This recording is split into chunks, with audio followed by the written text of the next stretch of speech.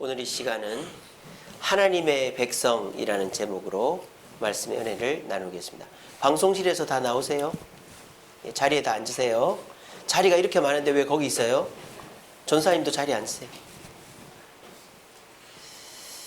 자, 오늘 본문의 말씀은 느헤미야의 이야기이죠. 느헤미야가 성벽을 재건한 사람이잖아요. 며칠 만에 성벽을 재건했죠? 52일 아닙니까? 제가 잘못 알고 있나? 아마 50일 맞을 거예요. 52일 만에 성벽을 재건했어요. 있을 수 없는 일이죠. 요즘 빌라 한 채 짓는데도 6개월이 걸리는데 채 2달이 못 되어가지고 예루살렘이라는 수도의 성벽을 재건을 했다. 이거는 하나님의 역사가 아니고서는 도저히 있을 수 없는 이야기예요. 그래서 이제 성벽 재건을 다 끝내고 이 느헤미야가 페르시아 왕과 약속을 했어요. 예루살렘의 일이 정리가 되면 페르시아 땅으로 잠시 가겠다고. 그래서 페르시아 땅에 갔다가 한 몇 달 있다 왔겠죠. 몇 년 있다 왔는지도 모르겠는데 돌아오니까 난장판이 되어 있는 겁니다. 어떤 것이 특별히 난장판이 되어 있느냐? 얼굴 생김새가 다른 여자들, 남자들이 섞여 있는 거예요. 뭘 뜻합니까? 이방인들과의 혼인을 한 거예요. 그래가지고 더 가관인 것은 애들이 유다말을 못하는 거예요. 애들이 유다말을 해야 되는데 유다말도 못하고 그 엄마 말도 못하고 애들이 어중간하게 돼 있는 거예요. 느헤미야가 얼마나 화가 났으면은 오늘 재밌는 표현이 있죠. 머리털을 뽑아버렸다 그랬어요. 머리털을. 25절에 보면 내가 그들을 책망하고 저주하여, 무슨 여자도 아니고 나 죽고 나 죽자 이러면서 그들 중에 몇 사람을 때리고 머리털을 뽑고 이르되, 야, 참 얼마나 화가 났으면은 믿었던 사람한테 발등 찍힌 거 아닙니까? 머리털을 뽑으면서 니들이 이럴 수가 있느냐? 우리가 어떻게 여기에 왔는데, 우리가 성벽을 어떻게 세웠는데, 우리가 하나님과 어떻게 약속을 했는데 내가 잠시 갔다 온 사이에 너희들이 이럴 수가 있느냐? 너무 화가 나가지고 머리털을 쥐뜯으면서 솔로몬을 보지 못했느냐? 지혜의 왕 솔로몬이 이방 여인들 때문에 범죄하게 된 거 너희들이 알고 있지 않느냐? 그런데도 너희들이 이방 여인과 결혼을 해 하면서 머리털을 쥐뜯었단 말이에요. 그리고 어떻게 했을까요? 오늘 본문에는 안 나옵니다만은 에스라서에 보면은 나와요. 아마 에스라서대로 했을 거예요. 에스라 10장 3절에 보면은 이렇게 되어 있습니다.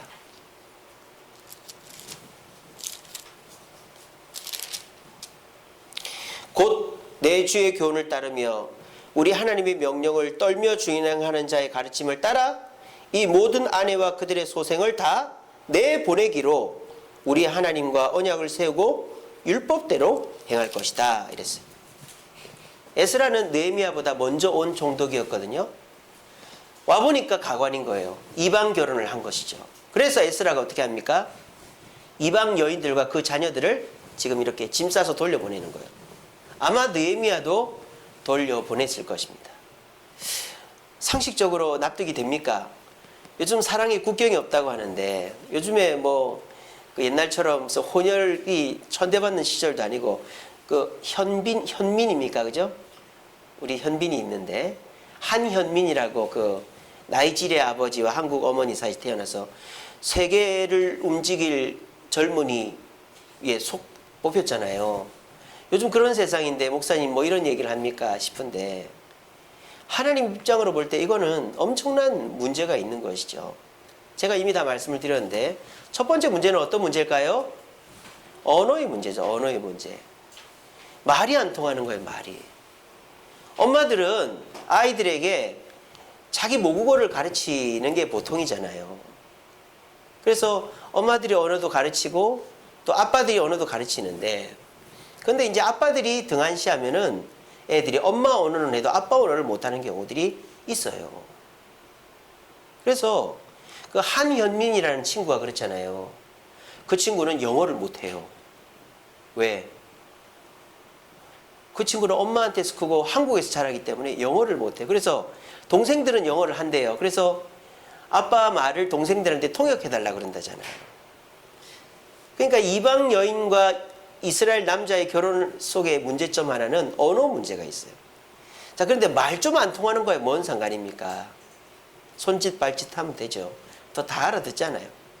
근데 하나님이 진짜 이방 여인과 자녀들을 쫓아낸 이유는 율법 때문입니다. 말을 모르면 교육을 시킬 수가 없어요.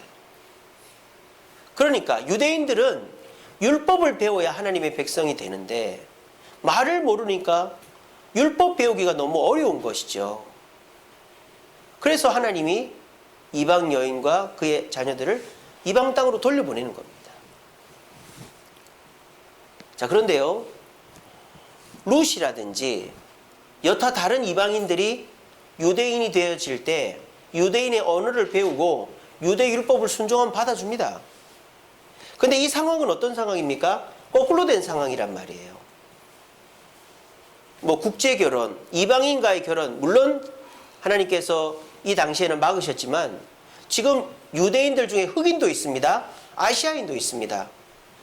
유대인으로 개종할 수 있어요. 대표적인 사람이 누굽니까? 이방카 아닙니까? 이방카. 트럼프 장녀. 원래 기독교인이었잖아요. 그 남편이 이름도 어려요. 쿠슈너잖아요. 그 남편이 유대인이에요. 그래서 이방카는 유대교로 개종을 했어요. 그러니까 유대교로 개종할 수 있습니다, 지금은. 근데 단 조건이 뭡니까? 유대 언어를 배우고 유대 율법을 따라야 된다는 것이죠. 근데 지금 느헤미야가 돌아왔을 때 상황은 그 상황이 아니라 유대 말도 모르고 율법은 더 모르고, 그러니까 느헤미야가 얼마나 화가 나서 머리털을 쥐뜯으면서 너 죽고 나 죽자 이러고 있는 거예요, 지금. 여러분들이 볼 때 좀 약간 너무하다 싶죠? 그 예수를 안 믿거나 교회를 비난하는 사람들 보면 하나님은 폭군이다 그래요. 어떻게 사람을 죽이라고 그러냐? 이방인들은 다 죽여라. 어떻게 오늘 같은 본문을 제가 예수 안 믿는 사람한테 얘기해봐요. 난리 납니다. 난리 나요. 요즘 세상이 어떤 세상인데 목사님 이런 설교하고 앉아 있습니까? 난리 납니다. 그러면 목사님 인권 탄압으로 잡혀 들어갑니다. 진짜 요즘 같은 세상에 이런 설교하면 잡혀 들어가죠. 우리끼리니까 하는 겁니다만은. 이거 유튜브에 올리면 나 잡혀갈라나? 큰일 났네. 자, 요즘같이 인권을 강조하는 이 시대에 이방인과 결혼했다는 게 머리털을 쥐뜯고 쫓아낼 일인가? 예, 그렇다라는 거예요. 뭐 하려면? 하나님의 긍휼을 입으려면. 우리는 하나님의 백성이기 때문입니다. 저와 여러분들은 하나님의 백성이기 때문입니다. 저와 여러분들은 우리가 하나님의 백성이라는 생각을 하고 살고 있습니까? 미국에 가면 아미시 마을이라는 곳이 있어요. 아미시 마을. 제가 전에 소개해드린 적이 있는데, 저 필라델피아 쪽, 미국 북쪽입니다. 거기는 여름에도 서늘하고 농사짓기 참 좋은 곳이에요. 근데 기독교인들 중에서 하나님의 말씀을 철저하게 따르고 싶은 사람들이 그 당시는 시골인 그 필라델피아 북쪽 지역으로 이사를 간 거예요. 거기서 어떻게 샀냐? 전기를 안 씁니다. 기름을 안 씁니다. 농사를 짓고 목축을 해서 먹고 삽니다. 그런데 미국 영화 여러분들 좋아하는 분들은 아미시 사람들을 조롱하는 영화들 혹시 보신 적 있을 거예요. 아미시 청년들이 마을에서 몰래 빠져나와가지고 미국 고등학생들, 대학생들 파티하는 데서 몰래 술 훔쳐먹고 이러는 걸 가지고 저 아미시 애들이다 이렇게 조롱하는 그런 내용들이 있습니다. 그래서 제일 처음에 미국 사람들은 아미시 사람들 조롱했어요. 지금은 어떻게 된 줄 아세요? 아미시 마을이 너무 커져가지고 이제는 아미시 사람들이 걱정을 합니다. 아미시로 사람들이 너무 많이 몰려오니까. 그래서 미국에 몇 개 없던 아미시 마을이 지금 뭐 수십 개가 돼버렸어요. 필라델피아만 있는 게 아니에요. 미국 전역으로 퍼졌습니다. 이게 뭘까요? 사람들이 진짜를 원한다라는 거예요. 이제는 가짜를 원하지 않습니다. 적당한 것을 원하지 않습니다. 진짜를 원한다는 거예요. 우리는 하나님의 백성입니다. 여러분 다 하나님 백성이십니까? 다시 한번. 이럴 때 대답을 잘해야 돼요. 여러분 하나님 백성이십니까?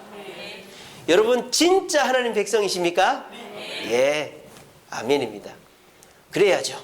우리 주세움교회 성도들인데 우리는 진짜 하나님의 백성이 돼야 됩니다. 진짜가 돼야 돼요. 제가 지난 주일에 신앙의 목적에 대해서 설교했었잖아요. 그래서 우리 인생의 목적이 뭐다? 하나님을 영화롭게 하고 그분을 즐거워하는 것이다. 근데 오늘날 그리스도인들 중에서 이 앞뒤가 바뀌어가지고 물론 목사나 교회가 전도를 잘못해서 그런 것도 있지만 교회 오면 복 받습니다, 행복합니다, 편안합니다, 좋습니다. 요것만 듣고 오니까 교회 와서 내가 얻고자 하는 것을 얻으려고 무례해지고, 그리고 내가 얻고자 하는 게 안 얻어지니까 막 말이 많아지고, 그리고 내가 하고 싶은 건 하는데 내 마음에 안 들거나 내 마음에 안 드는 사람하고는 싸우고 안 하고 불순종해버리는 교회의 모습이다라고 그랬죠. 그래서 우리가 바른 신앙의 목적은 하나님을 영화롭게 하는 것이 먼저다. 그래서 첫 번째는 뭐라고 그랬습니까? 발을 가려야 된다. 그게 뭡니까? 준비해야 된다고 그랬죠. 우리가 교회를 일찍이 나오고 옷을 정돈해서 나오고 주의를 준비해서 지키는 준비의 자세가 필요하고, 또 내가 말하기보다 하나님의 말씀을 듣고 사람의 말을 듣기를 우선해야 되고, 내가 하기 싫은 것도 순종할 수 있는 자세가 되는 것이 진짜 신앙의 목적이다. 그런 자가 진정한 신앙의 즐거움을 누릴 수 있다라고 제가 지난 금요 기도회 때 설교했었습니다. 어떻게 하다 보니까 오늘 그거가 조금 그 주제가 연결이 되는 것 같아요. 그래서 오늘은 그러면은 하나님을 영화롭게 한다는 것이 구체적으로 뭔가에 대해서 제가 6가지로 설명을 해드리고자 합니다. 마찬가지로 오늘 이 설교도 뭐 여러분들 야단치는 설교도 아니고, 아까 여러분들이 고백했잖아요. 나는 진짜 하나님의 백성이다. 예, 그렇습니다. 저는 여기 오신 분들은 100점짜리 성도들이라고 봐요. 이렇게 금요기도회까지 오시고 정말 말씀 듣고, 원래 오늘 설교 본문이 이게 아니거든요. 근데 제가 이제 이번 주에 이 느헤미야서를 읽고 있거든요. 근데 느헤미야서 읽다가 제가 오늘 이 본문 말고 다른 본문 좀 읽을 겁니다. 그 본문이 눈에 딱 들어온 거예요. 아, 내가 이거 설교해야 되겠다. 그래서 설교를 바꿨습니다. 준비를 다 해놨는데 오늘 우리 청년들도 많이 왔고 해서 오늘은 배우는 입장으로, 여러분들이 뭐 잘못했다거나 뭐 야단치고 이런 게 아니라 우리가 하나님의 백성으로 하나님을 영화롭게 한다는 것이 과연 어떤 것인가에 대해서 좀 배우시면 여러분들이 진짜 하나님의 백성 되는 데에 좀 도움이 될 것 같아서 하는 거니까, 여러분들 생각과 좀 다르고 기분이 나쁘시더라도 그냥 듣고, 아, 저렇게 하면 진정한 하나님의 백성이고 하나님의 긍휼을 받는구나 하는 정도로 말씀을 들으시고 이 말씀 속에서 진정한 하나님의 백성의 삶을 발견할 수 있는 저와 여러분들이 되기를 간절히 바랍니다. 자, 이제 성경을 좀 읽을 건데요. 자, 앞을 보시면 됩니다. 자, 우리 느헤미야 10장, 사실 오늘 본문은 이거예요. 느헤미야 10장 28절에서 39절, 준수가 좀 넘겨주세요. 자, 느헤미야 10장 28절 39절입니다. 좀 깁니다만은 우리 다 읽겠습니다. 앞을 보고 읽으세요. 같이 읽습니다. 시작.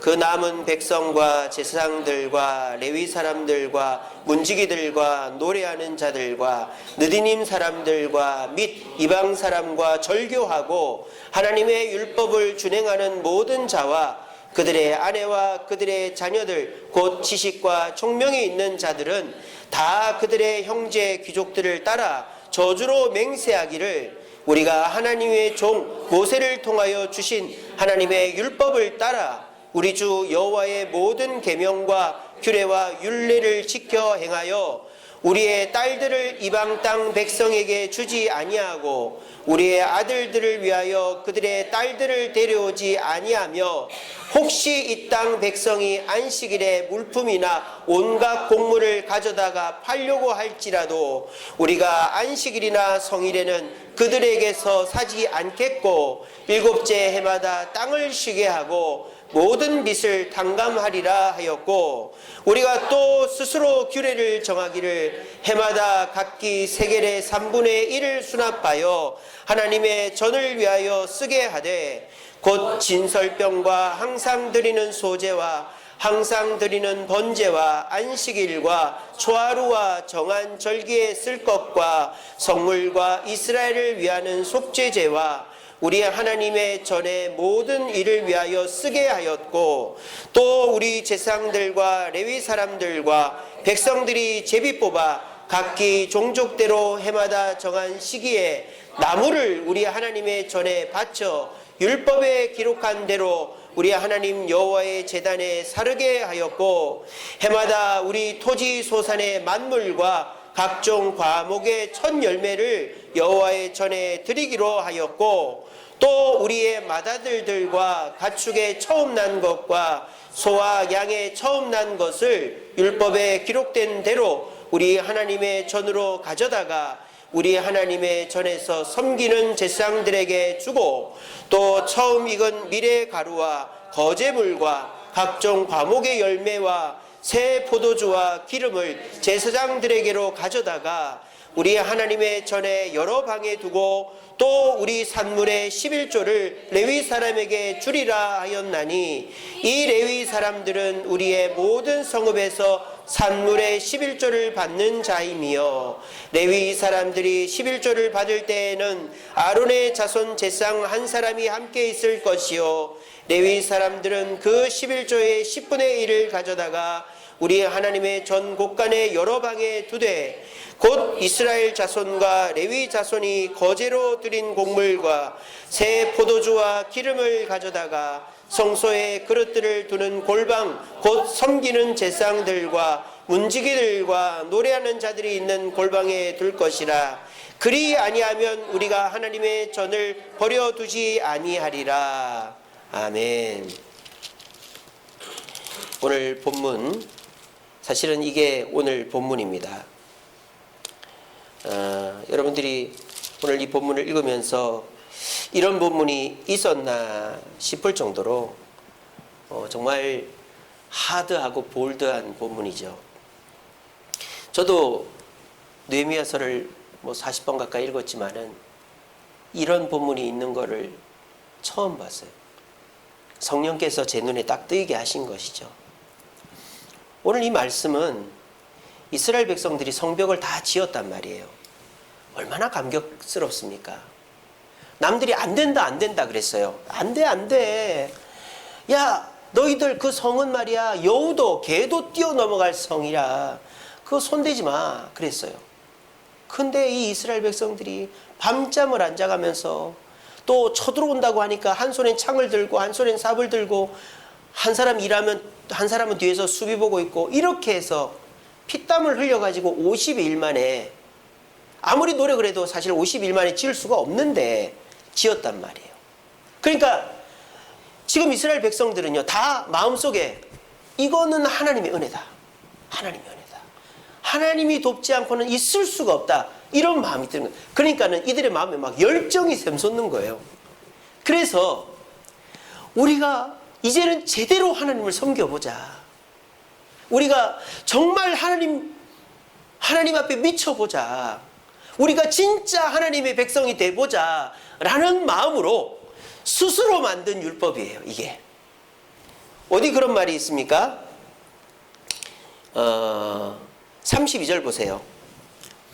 우리가 또 스스로 규례를 정하기를, 이렇게 돼 있단 말이에요. 그러니까 이거는요, 지금 하나님의 율법 플러스 이 50일 만에 성벽을 재건한 이 백성들이 너무너무 감격스러워서, 야, 우리 진짜 하나님 백성 돼보자. 우리 진짜 하나님 뜻대로 한번 살아보자. 그런 마음이 막 불일듯이 일어나가지고 이 말씀을 스스로 정한 거예요. 하나님이 이렇게 하라고 한 게 아니고. 그래서 이 백성들이 성벽을 재건한 그 감격 속에서 이렇게 6가지의 규칙을 정한 거예요. 우리가 율법에 다 나와 있지만 진짜 하나님의 백성이라면 우리 진짜 이거는 지키자. 진짜 우리가 안 지키면 서운하다. 이러는 거예요. 여러분, 아까 제가 13장에서 느헤미야가 머리털 뽑았다 그랬죠. 아마 그 자리에 있었던 놈일 거예요. 이거 약속같이 했던 놈. 그놈이 이방 여인하고 결혼을 했으니 이제는 머리털 뽑은 게 좀 납득이 되십니까? 느헤미야가 성벽 재건을 한 그 정말 52일 동안 미쳐가지고 성벽을 지은 그 백성들 앉혀놓고, 야, 우리가 진짜 하나님 뜻대로 한번 살아보자. 예, 그렇게 하겠습니다, 총독님. 막 그래가지고 막 으쌰 했는데, 세상에 갔다 오니까 이방 여인이랑 결혼해가지고 애를 낳았는데 애가 말을 못하네. 얼마나 화가 나서 머리털을 뽑아. 그게 이제 여기서 느껴지는 거예요. 그래서 이 본문에서 이스라엘 백성들이 하나님 앞에 스스로 정한 규칙이 이 6가지라는 거예요. 첫 번째는 우리 절대 이방인들과 결혼을 하지 말자. 우리 아들들도 주지 말고 그 딸들도 데려오지 말자. 우리 절대 이방인들과 혼인하지 말자. 이거는 이방인들을 뭐 경계하는 것도 있지만 율법 때문에 그렇다고 말씀드렸죠. 두 번째는 우리 절대 안식일에는 일하지 말자. 안식일에 누가 장사하러 오면 그놈 쫓아내버리자. 우리 절대 안식일에는 일하지 말고 오직 하나님만 섬기자. 그리고 우리 성전세 내자. 3분의 1 세겔이라고 되어 있죠. 해마다 3분의 1 세겔. 그렇게 크지 않은 돈이에요. 근데 3분의 1 세겔이 모이면 어떻게 될까요? 큰 돈이 되죠. 그 돈은 어디에만 쓰게 하느냐? 성벽을 보수하는 데, 성전을 보수하는 데만 쓰게 하자. 그렇게 딱 약속을 정하는 거예요. 네 번째, 우리 하나님의 제단에 드리는 제물뿐만 아니라 나무도 구해오자. 왜? 그 유대 지역은 광야 지역이기 때문에 나무를 구하기가 쉽지가 않단 말이에요. 나무는 제사장들이 구해오거든요. 제사장들이 제물을 각을 뜨고 뭐 이렇게 준비하고 나무도 구해와야 되니까. 느디님 사람들이 있죠. 물 깃고 나무 구하는 사람이. 근데 그래도 턱없이 부족하니까 나무도 우리가 직접 구해오자. 약속을 한 거예요. 그리고 우리가 소든지 양이든지 뭐 과일이든지 밀이든지 보리든지 첫 번째 거는 무조건 하나님께 드리자. 우리 갖지 말자. 첫 번째는 하나님께 제일 좋은 거 드리자. 그리고 마지막으로 우리 11조를 하자. 그래서 하나님의 전에서 일하는 레위인들 굶지 않도록 우리 11조 하자. 이 6가지 규칙을 스스로 정한 겁니다. 이거를 지키면 우리는 52일 만에 성벽을 재건하게 해준 하나님의 백성이다. 근데 이거를 어기면 우리는 하나님의 백성이 아니다 라고 스스로 다짐한 거예요. 제가 이거를 읽고는 너무 감격됐어요. 야, 그렇구나. 이 사람들이 얼마나 하나님의 은혜에 감격했으면 스스로 이런 규칙을 정했겠나. 그러면서 우리들도 진짜 하나님의 백성이 되기 위해서 이런 규칙들을 오늘날 적용시켜보면 어떨까. 오늘날의 진짜 하나님의 백성, 뭐 이걸 문자적으로 오늘날 적용시킬 수는 없잖아요, 우리가. 그렇지만 우리가 오늘날 진짜 하나님의 백성으로서 살려면 이 6가지를 어떻게 우리에게 적용해보면 될까 고민해봤습니다. 그래서 제가 6가지를 한번 생각해봤어요. 오늘날에 맞게. 물론 주석을 참고해서. 그래서 여러분들 오늘 말씀은 그냥 교육이라고 생각하십시오. 그래서 잘 들어보시고, 그렇구나. 진짜 하나님의 백성이라면 저렇게 살아야 되겠구나 하는 정도로 들어보시면 됩니다. 첫 번째로 불신 결혼을 하지 마라. 이거는 오늘날에 어떻게 우리가 적용해 볼 수 있을까요? 우리의 신분은 하나님의 백성이다라는 것을 명심해야 된다는 겁니다. 우리가 믿는 자와 결혼을 해야 되겠죠. 근데 뭐 피치 못할 사정이나 또는 그렇게 믿지 않는 자와 결혼하는 경우들이 있죠. 뭐 어떻게 하겠습니까? 뭐 자녀가 믿지 않는 자와 결혼한다고 하고 또 이미 결혼을 약속하거나 이렇게 돼버리면 결혼을 뭐 하는 것이 죄는 아닙니다만은 진짜 하나님의 백성이라면 불신 결혼을 안 해야 됩니다. 왜? 불신 결혼을 하는 것 자체가 내가 진짜 그리스도인이라는 것을 망각하고 있기 때문입니다. 아까 말씀드렸죠. 신자와 불신자는 신분적으로 달라요. 뭐 이런 표현이 적당할지 모르겠지만은 뭐 불신자는 뭐 고래고 우리 신자는 뭐 사자라고 할까요? 이렇게 아예 종이 다른 거라고 생각하세요. 우리는 아예 다른 거예요. 생김새가 똑같다고 똑같은 거 아니에요. 우리는 아예 다른 거예요. 그런 마음으로 결혼 상대자를 고르라는 거예요. 제가 얼마 전에 다큐멘터리를 봤는데 47세 된 남자가 19살 된 여자와 결혼을 했습니다. 그것도 엄청나게 이쁜 여자. 그게 누구 이야기냐? 선장, 무슨 선장과 모로코 여자와의 결혼이었어요. 모로코, 북아프리카에 있는. 근데 이 선장이 세계 각지를 돌아다니죠. 배를 타고. 근데 모로코에 갔는데 19살 된 여자니까 얼마나 이쁘겠어요. 또 모로코 여자들이 참 이쁘거든요. 아프리카 사람이랑 또 서양 사람이랑 섞여가지고 혼혈이라 너무 이쁘단 말이에요. 인형같이 이쁜 여자를 보고 반해버린 거예요. 그래가지고 청혼을 하고 막 이렇게 사정을 해서 결혼할 당시의 나이가 여자 나이 19살, 남자 나이 47살. 몇 살 차이입니까? 계산해 보십시오. 28살 차이 납니다. 그래가지고 방송에 나오면서 무슨 세바퀴에도 나가고 다큐멘터리에도 여러 편에 나왔어요. 그러면서 이 남편이 온 국민의 부러움을 받고 있습니다. 근데 그뿐만 아니라 그 남편의 형님도 그 모로코 여자의 동생과 결혼을 했어요. 그리고 그 모로코 여자의 엄마도 모로코에서 이혼을 했는데 한국에 와서 한국 남자랑 재혼을 했어요. 그리고 그 모로코 그 가족의 아들도 한국에 와 있습니다. 자, 여기까지는 좋아요. 그래서 행복하게 아들 하나 놓고 잘 살더라고요. 근데 제가 이제 그게 5편짜리 다큐멘터리인데 3편째 보고 딱 꺼버렸어요. 왜냐? 그 엄마가 아이를 데리고 이슬람 성전에 가더라고요. 거기에서 애에게 이슬람 교육을 시키더라고요. 그리고 애한테 뭐라 하냐? 너는 알라신 믿을 거야? 아니면 다른 신 믿을 거야? 그럼 애가 뭐라 그러겠어요? 알라신 믿는다 그러지. 알라신 믿을 거야. 엄마가 너무 좋아하는 거예요. 그래서 그 부산에 사는데 부산에 그 이슬람 성전을 뭐라 그러죠? 뭐라 그러죠? 이슬람 모이는 예배당을 저 갑자기 기억이 안 나는데 메카는 이제 성지를 말하고 모스크라 그러나? 예, 모스크 맞을 거예요. 근데 거기 가니까 이맘이라고 목사가 있거든요. 그 아이 하나 앉혀놓고 이제 교육을 시키는 거예요. 저기 포천에 가면은 송울이라고 있거든요. 거기 가면요 이슬람 기도처가 있습니다. 높게 해가지고 반달이 하나 있어요. 왜 우리가 이슬람인들과의 결혼을 반대하느냐? 그 얼마 전에 저기 예멘 사람들이 제주도에 난민 신청해서 귀화하려고 그 난민으로 들어오려고 그랬지. 근데 우리 정부에서도 막고 기독교에서도 막았거든요. 그래서 막 교회가 욕을 먹었어요. 왜 막으려고 한지 아세요? 이슬람 사람들은 절대 개종을 안 합니다. 그래서 한국 사장님들요, 이슬람 사람들 잘해줄 필요가 없어요. 교회 나와도 절대 개종 안 합니다.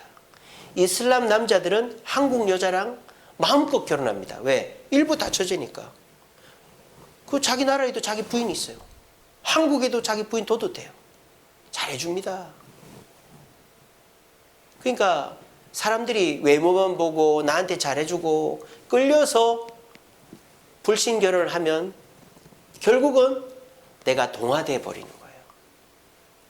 왜? 나와 결혼하는 상대자가 나보다 더 강한 자기 정체성을 갖고 있으면 나는 거기에 딸려가 버리는 겁니다. 정체성의 대결이거든요. 신분의 대결이거든요. 아예 내가 결혼할 때 나는 불신자와 결혼하지 않는다. 이런 청년들이면 그 청년들은 아예 불신자는 쳐다도 안 보죠. 접근을 해도 너 예수 안 믿으면 나랑 안 돼. 이렇게 하죠. 근데 불신자가 나한테 접근을 하고 매력이 있을 때에 내가 그 사람한테 끌리게 되면 아예 내 정체성 자체가 무너지는 거예요. 그럼 결과적으로 어떻게 될까요? 주일날 교회 가려고 그러면 처음에는 가라 그러죠. 우리 집에 한번 가야 되지 않을까? 우리 여행 가기로 했잖아. 싸우는 거예요. 헌금하려고 그래요. 헌금 못하게 해요. 피 같은 돈을 왜 거기다 갖다 바치냐고. 11조는 고사하고 주일 헌금도 못하게 합니다. 오늘날 저와 여러분들이 진짜 하나님의 백성이라면 이 부분에서 흔들리면 안 됩니다. 우리는 신분이 다르다라는 것을. 아미시 사람들이 절대 아미시 마을 바깥 사람들하고 교제도 하지 않고 결혼도 하지 않고 하는 이유가 우리는 다르다라는 거예요. 그러니까 어떻게 돼요? 아미시 바깥 사람들이 아미시화 되는 거예요. 우리가 어떻게 해야 되겠습니까? 물론 이거는 있습니다. 신앙이 좋은 청년 자매를 만나기는 쉽지 않죠. 하지만 신앙이 그렇게 좋지는 않아도 신앙이 있는 청년이나 자매 남자는 있단 말이에요. 최소한 그런 상대자를 만나야 되는 거예요. 왜? 그 사람은 부끄러워합니다. 내가 교회 못 가는 거를, 내가 헌금 못 하는 거를. 최소한 그런 사람이라도 괜찮아요. 하지만 아예 대놓고 나는 목사님 주례받으면 난 결혼 못 해요. 나한테 교회 얘기 꺼내지 마세요. 요즘은 그래요. 요즘은 그래요. 그런 결혼하면은 내 신앙 그냥 없어지는 거예요. 여러분들이 진짜 하나님의 백성이라면 나는 불신자와 종이 다르다. 이런 말 세상 사람들한테 저 돌맞습니다. 하지만 여러분들은 진짜 하나님의 백성이 되어야 되겠기에 하는 말입니다. 우리 자녀들에게, 우리 조카들에게, 우리 손자들에게 분명하게 얘기하십시오. 내 눈에 흙이 들어오기 전까지는 절대 그 사람은 내가 못 받아줘. 난 거기 안 간다. 그러면 어떡하겠어요, 자식이. 나가서 할 마음 안 먹으면. 그래도 뭐 그렇게 안 하겠죠. 여러분 꼭 기억하십시오. 우리가 진짜 하나님의 백성이 되려면 나뿐만 아니라 내 자식들, 내 손자, 손녀들 종이 다르다라는 인식을 심어줘서 하나님의 백성으로서의 정체성을 갖게 해야 된다는 걸 기억하시고, 오늘 이 자리에 오신 분들은 나는 하나님의 백성이다라는 그 생각을 절대 놓치지 마시기 바랍니다. 두 번째로 느헤미야가 52일 동안에 피땀 흘려가면서 성벽을 재건하고 우리에게 은혜 주신 하나님 앞에 우리가 어떻게 진짜 멋지게 살아볼까 고민하면서 두 번째 자기들이 스스로 결정한 것이 뭡니까? 안식일에는 절대 일하지 말자. 누가 장사하러 와도 받아들이지 말자. 자기들끼리 스스로 딱 약속을 한 거예요. 이걸 오늘날 뭐에 적용해 볼 수 있을까요? 저는 하나님을 경외하는 것으로 적용해 볼 수 있다고 생각합니다. 물론 주일이죠. 왜냐? 안식일인데 일하고, 안식일인데 자고, 안식일인데 놀러가고 하는 것은 하나님을 무시하는 겁니다. 여러분, 부모가 들어왔는데 들어오든 말든 쳐다도 안 보고 인사도 안 하고 그 부모 무시하는 거죠. 요즘 그런 애들이 얼마나 많은지 몰라요. 잘못 배운 거예요. 부모가 잘못 가르친 거예요. 부모가 아픈데 쳐다도 안 보고 전화도 안 하고, 부모가 뭐 나한테 잘해준 게 뭐 있냐며 소리나 지르고, 그리고 뭐 해달라 그러면 귀찮다 그러고, 잘못 배운 거죠. 다 부모 잘못입니다. 그렇게 크다 보니까 우리 스스로가 하나님 알기를 우습게 하는 거예요. 저는 분명하게 말씀드립니다. 주의를 어기거나 제대로 안 지키는 것은 하나님을 무시하는 것입니다. 그 대표적인 예가 뭡니까? 선악과입니다.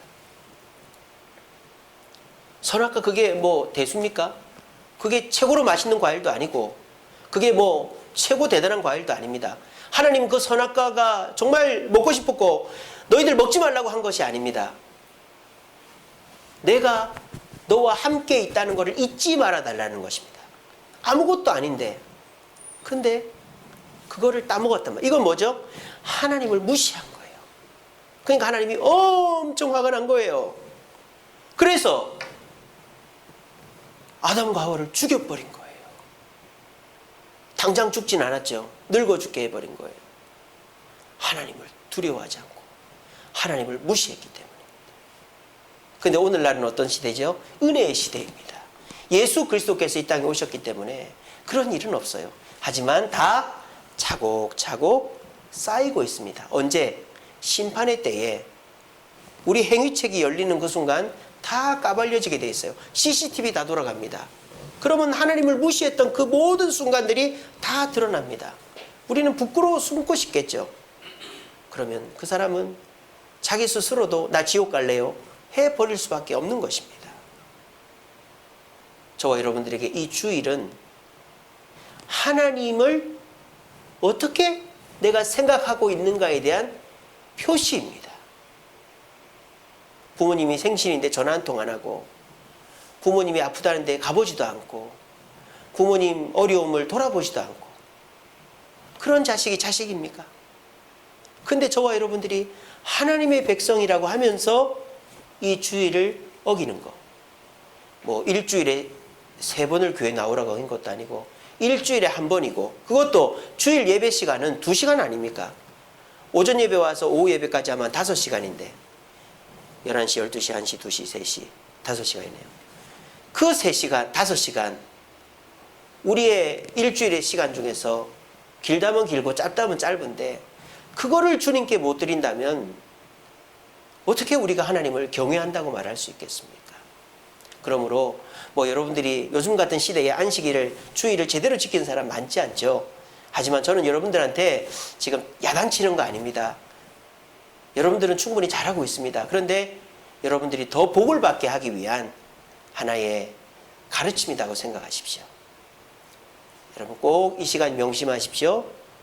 안식일을 지키는 것은 뭐 지켜야 되니까 지키는 게 아니라 하나님을 무시하느냐 무시하지 않느냐의 중요한 근거가 되는 줄 믿으시고, 우리 모두 안식일을 정성을 다해서 전날부터 일찍 자고 졸지 않고 일찍 와서 준비하고 뜨겁게 찬양하고 말씀 듣고 기도하고 서로 예배만 드리고 가는 게 아니라 교제도 하고 봉사도 하고 하면서 진정한 안식일을 지킬 수 있는, 그래서 하나님을 경외한다는 걸 보여줄 수 있는 저와 여러분 되기를 간절히 바랍니다.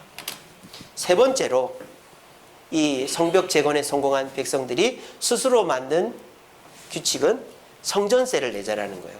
3분의 1세겔 많지 않습니다. 근데 이 3분의 1세겔을 내면 그게 모아져서 성전을 보수하게 만든다는 거예요. 그럼 오늘날 이거를 뭐로 적용해 볼 수 있을까요? 저는 책임감이라고 생각하고 싶어요. 책임감. 책임감이라는 것은 구체적인 어떤 행위나 증거이기보다는 마음가짐이죠. 마음가짐이에요. 우리가 이 교회를 바라볼 때 어떠한 마음을 갖고 있는가 하는 것이죠. 이 교회가 어떤 일을 하려고 할 때 나는 어떻게 하고 있는가 하는 것이죠.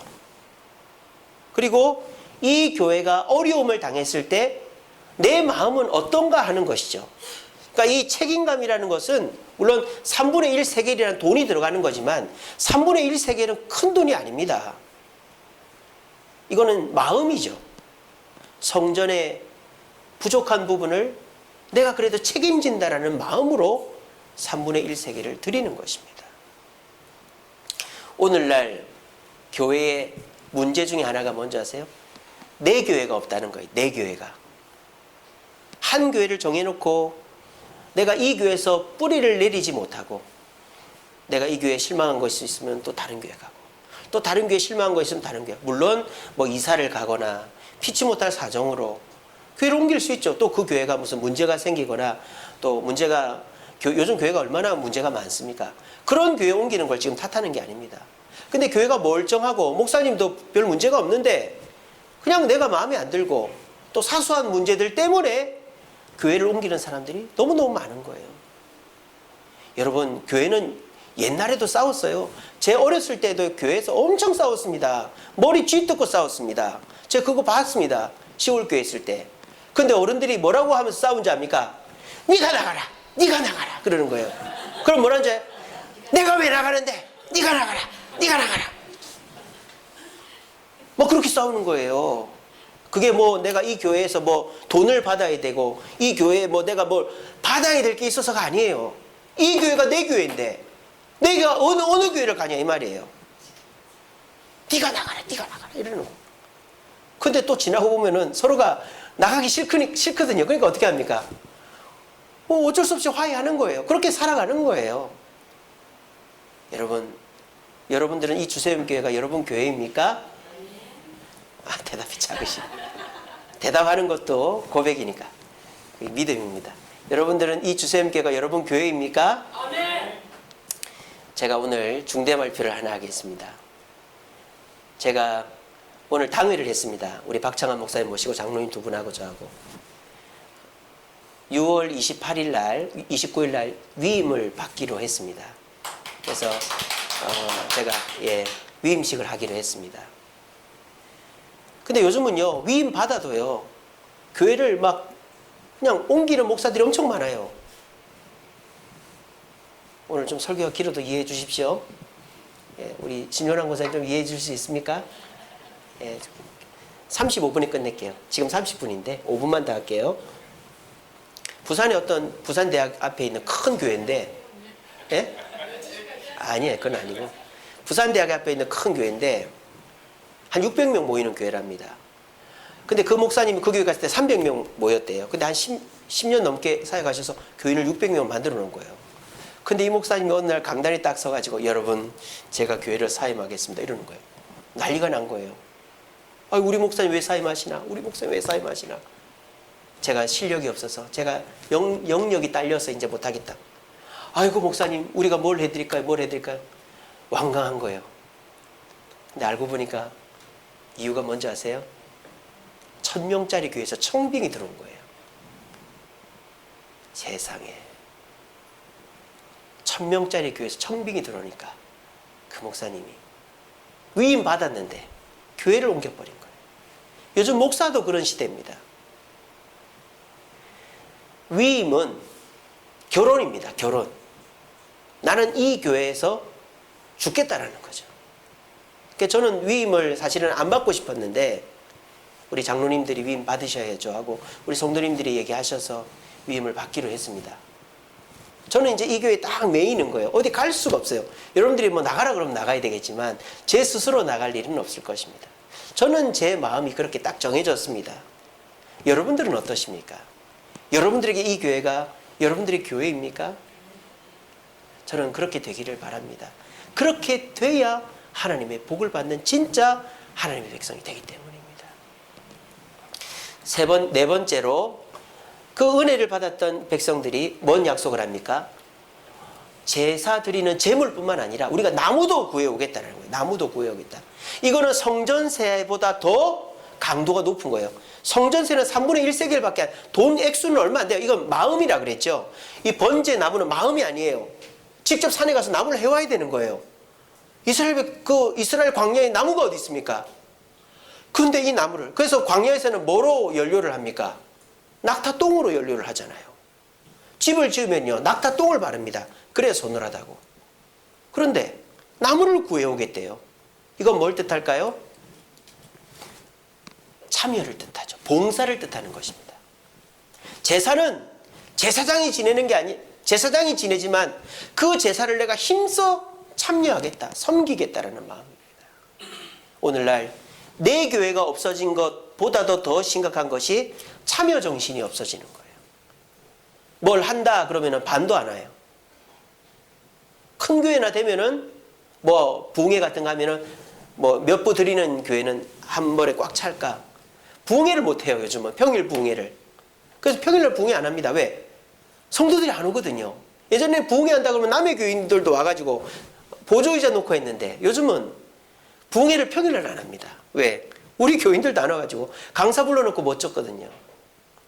교회가 뭘 한다 그러면은 참여를 안 하니까 자꾸 교회에 뭐가 늘어갈까요? 직원이 늘어가는 거예요. 직원이. 그래서 제가 전에 들은 적인데 사랑의 교회는요. 그 사역자, 목회자하고 직원 숫자가 똑같답니다. 직원이 그만큼 많아요. 방송실 직원, 무슨 행정 직원, 뭐 관리 직원, 청소 직원, 무슨 뭐 음악 직원, 드럼 직원, 얼마나 직원이 많은지.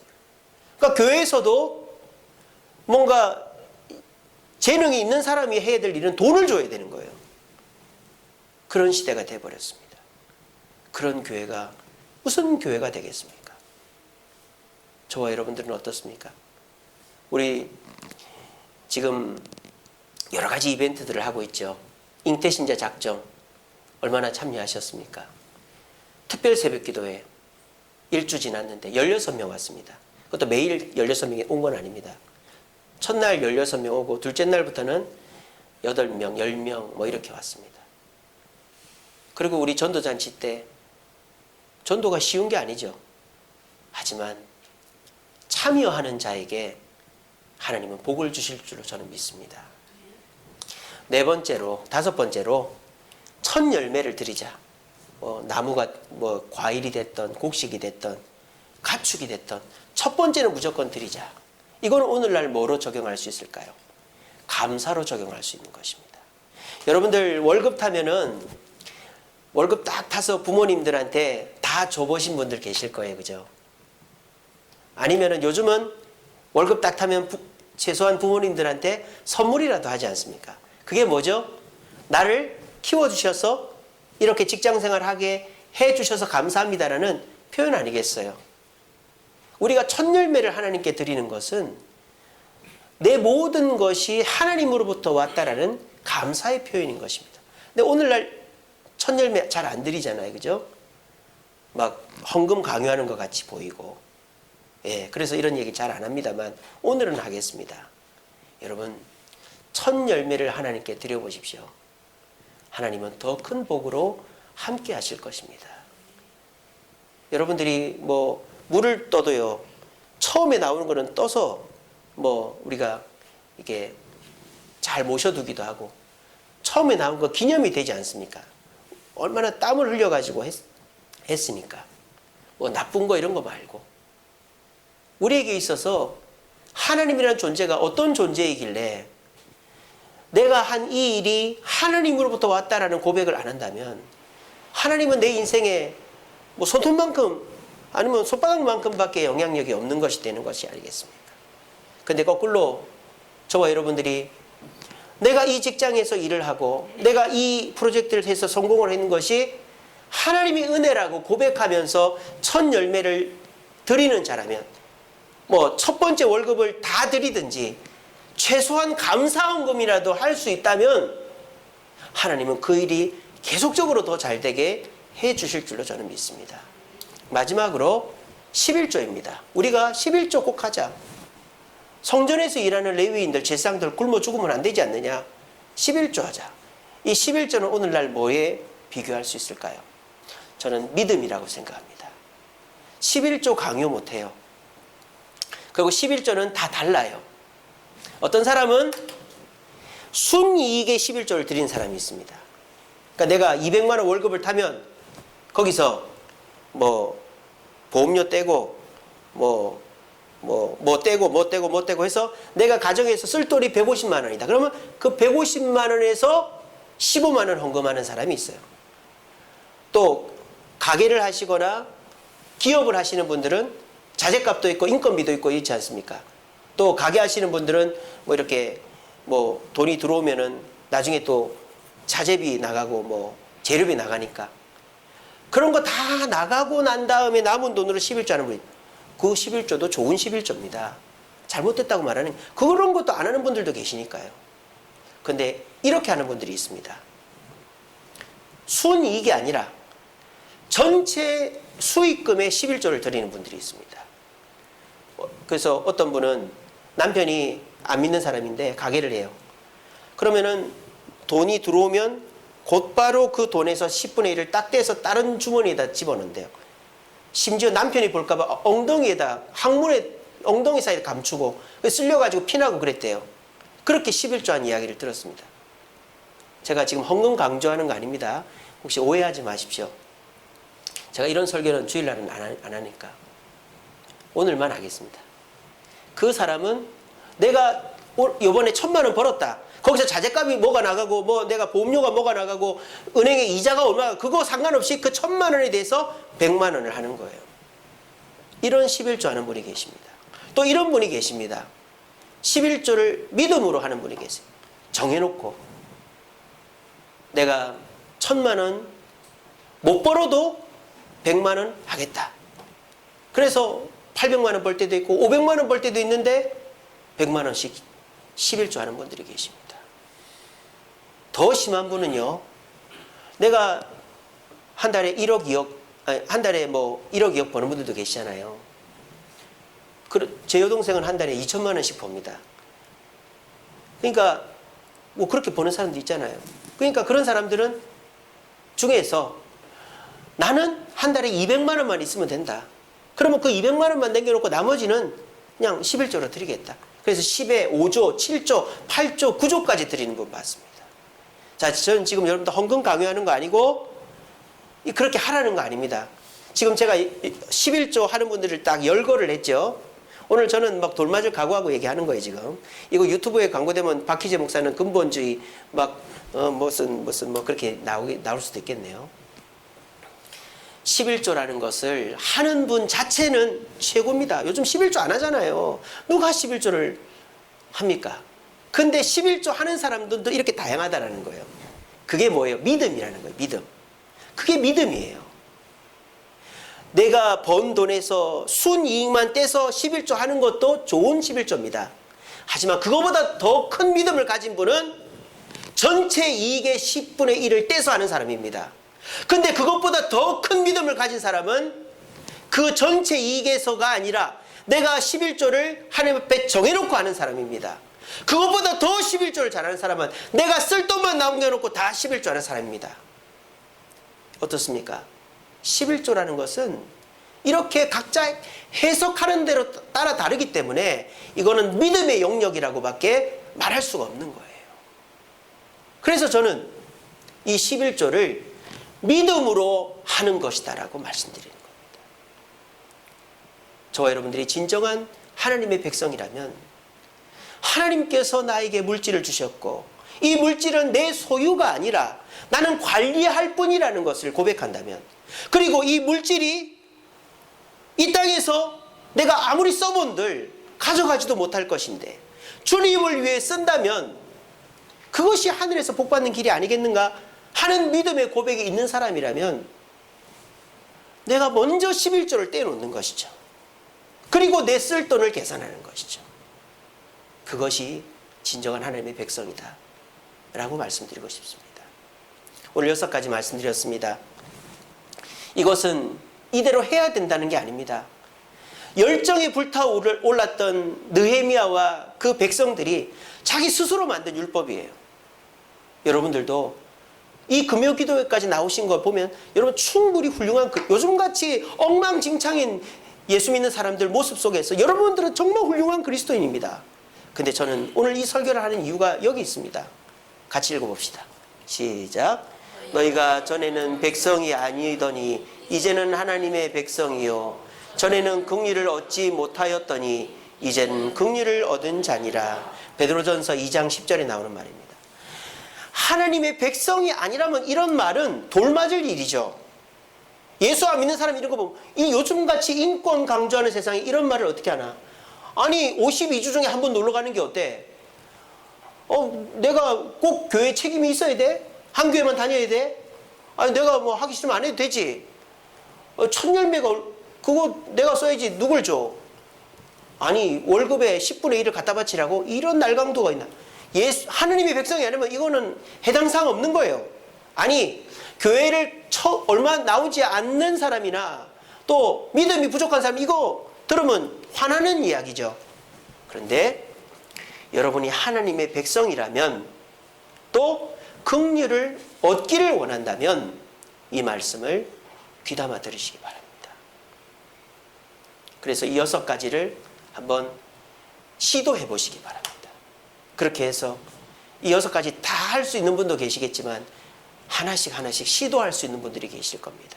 우리 모두 이 6가지 하나님의 백성의 사명 52주 52일 만에 성전 재건을 마친 이 이스라엘 백성들이 그 감격에 우리가 진짜 하나님 백성 돼보자라는 마음으로 스스로 정했던 이것, 여러분들도 마음에 새기시고, 나는 신분이 다르다.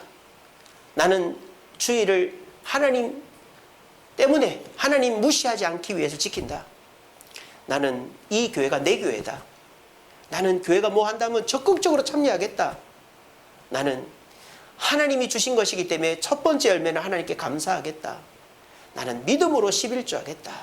라는 고백의 마음을 담아서 우리 이 6가지 지킴으로 진정한 긍휼을 얻는 그리스도인들 되시기를 간절히 바랍니다.